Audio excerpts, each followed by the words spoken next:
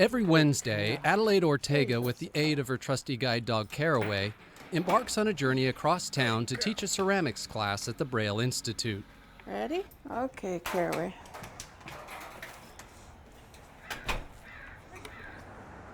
Good girl. See how steep that is? Being blind means there's no shortage of challenges and obstacles along the way. Oh, good girl. Good girl. Come on. On the other side of town, Karen Johnson is starting her trip to a doctor's appointment. Using a wheelchair means she has to deal with her own set of challenges to get from point A to point B, one of the biggest of which is curbs. If we don't have a curb cut, we, like I said, have to find a driveway, go into the gutter, and then wait for the signal to change or for the cars to stop if it's a sign. Sometimes there's quite a distance before a driveway to travel to get where we want to end up. So during that time, it's in the gutter. That's where we have to go. We have to travel.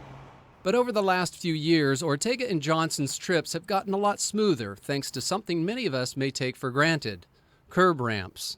The city has installed the new ramps throughout town with the guidance of the Access Advisory Committee, which is a committee that monitors ease of access for people of all types to get in and out of both public buildings as well as private buildings, and pathways and sidewalks and everything.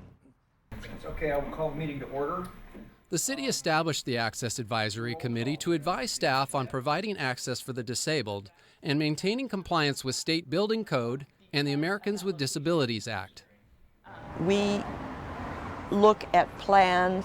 Sometimes we go to the sites to see what the plans are going to be and how they impact wheelchairs, canes, things like that.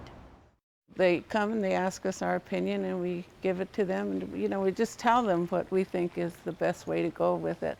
In the case of the ramps, the Access Advisory Committee not only assisted with the design, it also helped create a system that gave city staff direction as to where new ramps should be installed in the future. It's been difficult to come up with a system to figure out if we were to obtain money, which ones would we do. And so we came up with a system using GIS and some criteria in the pedestrian master plan and the ADA transition plan. We worked with the advisory committee on that prioritization to come up with a way to rank locations of missing ramps where we would want to have those installed. Currently, right now, what we're working on is the long-range path planning. Path meaning from areas of concentration, Cottage Hospital, to other areas of concentration, bus stops, or schools to bus stops, so that these types of pathways connected with one another. You wouldn't want wheelchair ramps at this intersection on Castillo and then none at that intersection on Castillo, and you'd have to go over 2 blocks on De La Vina to get the ramps. The new ramps are different from the old ramps in a number of subtle but significant ways. Over on the far side is an old-style curb cut. You see how it's just one cut, and it's kind of in the middle of the radius of the turn. The problem with those kind is that if you're in a wheelchair, you actually have to get out into the street itself and then turn up into that. So we've changed to this design right down here in front of you where you can just go straight across.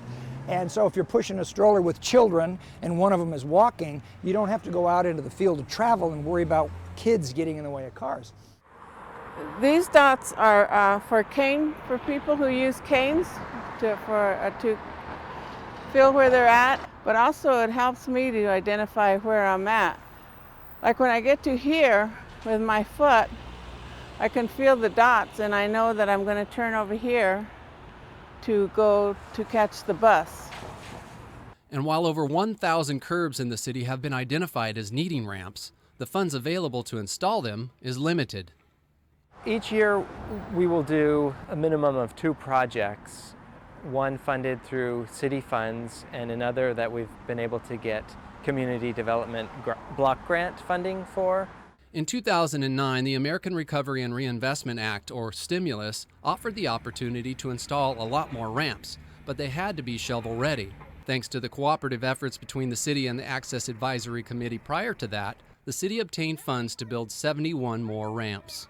We knew what the need was, we knew there was support from the community, and it was a really straightforward process to tell Caltrans and FHWA that, hey, this is what we want to do with a big chunk of that money. But while Adelaide and Karen are grateful for the ramps, they are quick to point out that they aren't just for the disabled. They're for anybody. For a woman with a baby in a stroller finds they're much easier for her.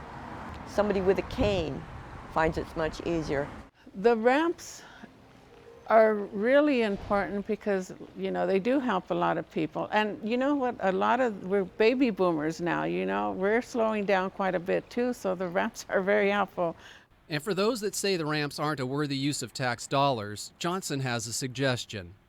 Spend a part of a day in a wheelchair and you'll find out real fast how convenient and inconvenient things are. As far as reaching things, as far as getting to curb cuts, the whole 9 yards. The truth is, every single one of us, at some point or another in our life, is going to appreciate that. So it's a good thing